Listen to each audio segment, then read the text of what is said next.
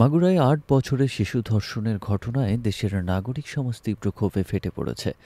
অব্যাহতভাবে চলতে থাকা নারী ও শিশু ধর্ষণ নির্যাতন, নারীদের দলবদ্ধভাবে হেনস্থা ও নিপীড়নের বিরুদ্ধে রাতে দিনে প্রতিবাদ হচ্ছে বিশ্ববিদ্যালয় ও সড়কে।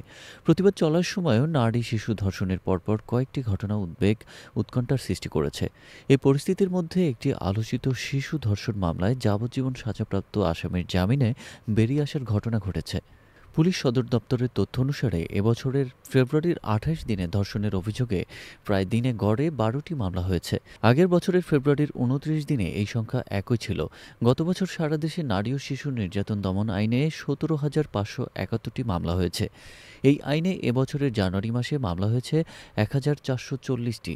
গত বছরের জানুয়ারিতে এই সংখ্যা ছিল ১,০৪৩টি। ৮ই মার্চ আন্তর্জাতিক নারী দিবসের দিনে গাজীপুরের শ্রীপুরে আরেকটি শিশু ধর্ষণের শিকার হয়েছে। বনের ভেতর নির্জন স্থানে জৈনুক নামের এক ব্যক্তি শিশুটিকে ধর্ষণ করে। সে দৃশ্য মুঠোফোনে ধারণ করেছেন এবং সেই ভিডিও ক্লিপ ৩ বন্ধুকে পাঠিয়েছেন। ওই ব্যক্তিকে গণপিটুনি দিয়ে এলাকাবাসী পুলিশের জিম্মায় দেন। একই দিনে ঠাকুরগাঁয়ের সদর উপজেলায় ৫ম শ্রেণীর এক ছাত্রীকে ধর্ষণের ঘটনায় গ্রেপ্তার হন এক শিক্ষক। ৮ই মার্চ রাতে কেরানীগঞ্জে ৪ মাসের অন্তঃসত্ত্বা এক নারী দলবদ্ধ ধর্ষণের শিকার হন বলে অভিযোগ উঠেছে। মামলার পর আশরাফুল ও দীপ সরকার নামে ২ অটোরিকশা চালককে গ্রেপ্তার করে পুলিশ।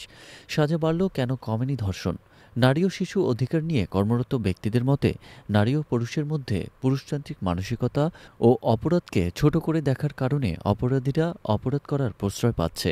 অপরদিকে মামলা হওয়ার পর দীর্ঘ সময় নিয়ে তদন্ত করা ধর্ষণের মামলার ক্ষেত্রে ডিএনএ প্রতিবেদনে আবশ্যক সেই প্রতিবেদন দেরিতে দেওয়া, বিচারের দীর্ঘসূত্রতা, বড় অপরাধেও আসামির জামিন হয়ে যাওয়ার মতো ঘটনায় অপরাধ বাড়ছে।